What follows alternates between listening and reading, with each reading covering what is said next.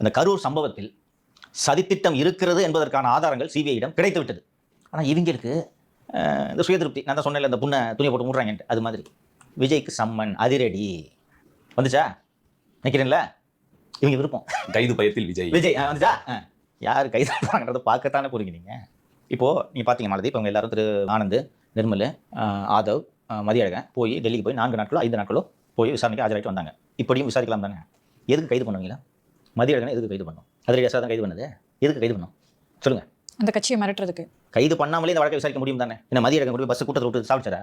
மதியனுக்கு என்ன role? Permission கேட்டதை தவிர அவருக்கு என்ன ரோல்? அவரோட கைது நியாயமாப்பா? ஆனால் எப்படி விசாரிச்சாங்க தெரியுதா?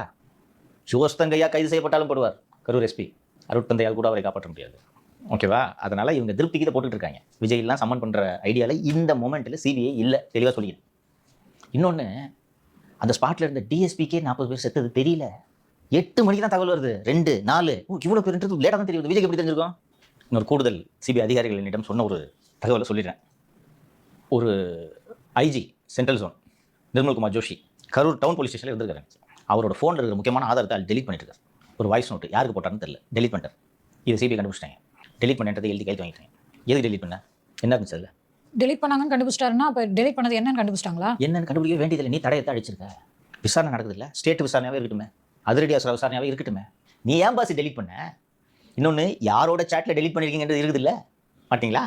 இது ஓகேவா? இன்னும் டீட்டெயிலாக நல்லா சொல்ல முடியாது, விரைவில் சொல்கிறேன். நான் இது நடந்துச்சா வந்து என்னையா கேட்டேன், மிரட்டிட்டாங்க சார் தாலுக்காரங்களா, ஆடி போயிட்டாங்க. சிபிஐ அதிகாரிக்கு கேட்ட கேள்விக்கு மதியழகன் நிர்மலம் கிட்டு நாடுறாங்க அப்படின்னு சொன்னோன்னு இவங்க ஆக சிபிஐக்கு போனோன்னு ஏதோ சிக்கல் இருந்துச்சு, பரவாயில்லையே அடடே அப்படின்னு சொல்லிட்டு இந்த நம்ம காமராஜரை கூப்பிட்டு மின்னம்பலத்தில் ஒரு பிட்டை போட்டு விடு, ஆம்புலன்ஸ் டிரைவர் மிரட்டப்பட்டா நடுங்கி நான் போடு. அங்கே நடுங்கிறது Jose Thangaiah.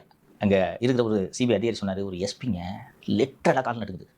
Because they know, உங்களுக்கு தெரியும்ல என்ன உத்தரவு வந்தது, யாருடைய உத்தரவின் கீழ் அவர்கள் செயல்பட்டார்கள் என்று. கரூர் யார்ப்பா? மகாராஜா செந்தில் பாலாஜி. யாருடைய உத்தரவில் அவர்கள் செயல்பட்டார்கள்ன்றது அவங்களுக்கு தெரியும்ல. அவருக்கு சம்மன் கொடுக்க வாய்ப்பு இருக்கா? யாருக்கு? செந்தில் பாலாஜி. பொறப்பா எலெக்ஷன் 2 மாதம் இருக்குல்ல, எல்லாத்தையும் போய் முடிச்சிட்டானா அவர் சொச்ச காலத்தில் என்ன தான் பண்ணுறது?